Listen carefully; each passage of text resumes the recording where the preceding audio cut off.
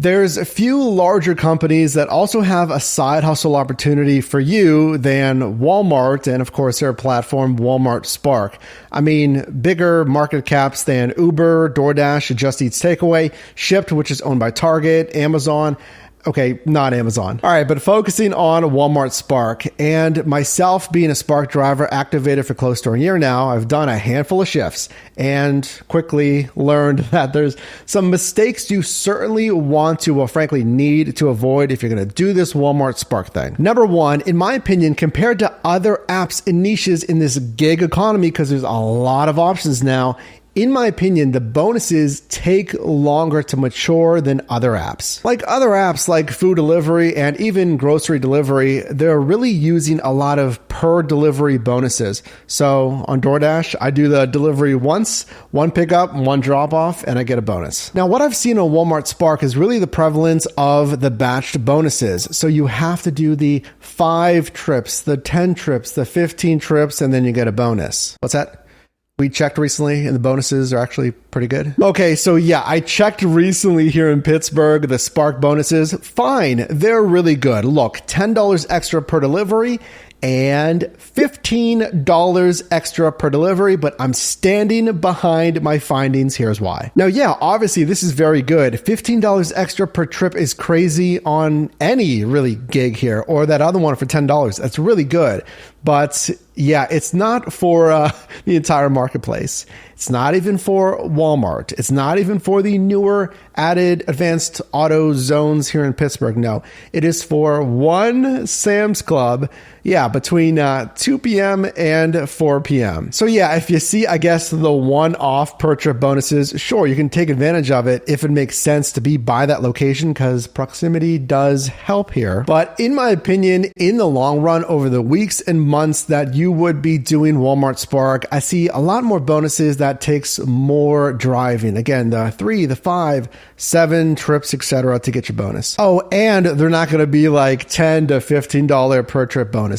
And then number 2, it's something that I've mentioned really from day one. It's the commuting miles to these locations. Because yeah, like I mentioned, it's Walmart, it's Sam's, and then yeah, maybe a few other stores that are getting added in your marketplace. Now, you might be saying, well, Mike, I live 5 minutes, or it's just right down the road, a Walmart or a Sam's Club. So I'm going to drive and it's going to be pretty easy. Yes. Minimizing the expenses with the commuting miles. But in my experience, the miles on these trips are going to be longer than other apps. Pay attention to this, because we teach you here the dollars to mile ratio, right? How much am I getting paid for the miles driven? But you can't really ping pong orders. And what we teach you here is the ending destination isn't going to immediately be by another pickup. A Sam's, a Walmart. If it does, then good, you got lucky. But there's going to be even more commuting miles after that ending destination. It's going to be to a customer, and you have to drive back to a Sam's Club, a Walmart, or one of those other stores. There's no options there. You have to drive back. Number 3, something that I really don't recommend as strongly for any other app or niche. So listen to this. This is kind of a housekeeping thing here. It's not investing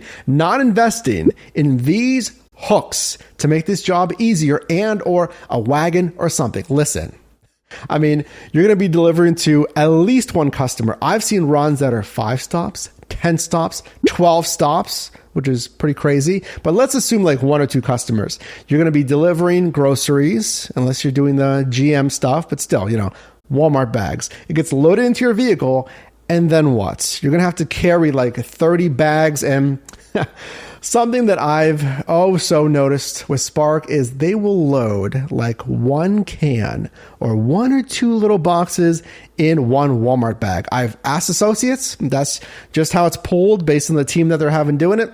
So you're going to have even more bags than if you'd bag this up yourself. So I get these hooks. You just loop the bags around these hooks here. It makes the grip points, the area where you're holding the thing, a lot easier. So you're not just pinching your arm circulation, trying to carry these bags and just strap the bags to yourself so you can make it in one trip. Mistake number 4 that you need to avoid, please, as a Walmart Spark driver. And actually, before I get into this, you can drop a like on this video, because this is all I do here. I help you make money in different side hustles and new things coming in 2023 that I'm excited about. It's thinking that metrics don't matter. And in my opinion, metrics matter more than most any other app in the gig economy. Metrics actually favor you as a driver for priority for requests. And it says it here on the actual Spark app that they're favoring better metrics for prioritization. And they're also saying this multiple places on their frequently asked questions as well. Problem number 5 as a Spark driver, and this is something that I've been seeing more and more, it's to not assume that the workflow is going to be seamless and super smooth every time that you do a pickup. So I receive the order request. I accept it because it looks good based on the dollars to mile, dollars to time ratio, and I go to the store location. Then I tell the Spark app which parking space I'm in for the pickup, and then I seemingly just wait. But it's those wait times sitting there at the pickup zone. It's the customer pickup zone and Spark drivers are there, and those associates are pulling both those orders. So comment down below, has it been seamless or has there been wait times at these pickup locations? Honestly, that I don't think any app varies so wildly with their workflow like Spark. And I mean, I've done the Walmarts in my vicinity. There's Bethel Park, there's North for Sales, and there is West Mifflin. And I've had this happen at every single one of those locations. It's unpredictable. I've had completely dead times as well. So it's been so slow that I drive the 25 minutes down there and I'm not getting a request. That was recent actually. But even more prevalent than that is getting to these Walmarts and waiting. And it wasn't as bad Q1 of 2022 in my opinion, but Q2 through the rest of the year, it's been like 5 minutes, which would be fine, but 10 minutes, 20 minutes, I've had a 30 plus minute wait times, which makes it completely not worth it because then I have to deliver to the customer and have the time where the associates actually come out and load the vehicle. It's going to take an hour for one run that's going to pay like, I don't know, $15, $18. So the mistake there would be thinking that's normal. So I just want to tell you there, this is why I teach the best practices of all these apps and platforms is that is not normal. We want to have seamless in and outs, like 10 minutes. I could understand 10 minutes. 5 minutes, ideally. I mean, truly, ideally, if I get there and it's ready, 30-minute wait times. That is not acceptable. I would look at other apps, other niches, if that's consistently happening to you. But I am betting that's not all the problems, right? On Walmart Spark. What else have you encountered as a Spark driver? Are there better alternatives? I mean, there's Shipt, there's Instacart, but that's really shopping unless you can get delivery only. So I think it's unfortunate. I would love to see the Spark app be a lot more seamless. For as massive as they are, it is not seamless. That's my verdict. Drop a like on this video. If you got value, you can click or tap the screen here for my newest video, as well as a video recommended for you. And I'll see you in the next one.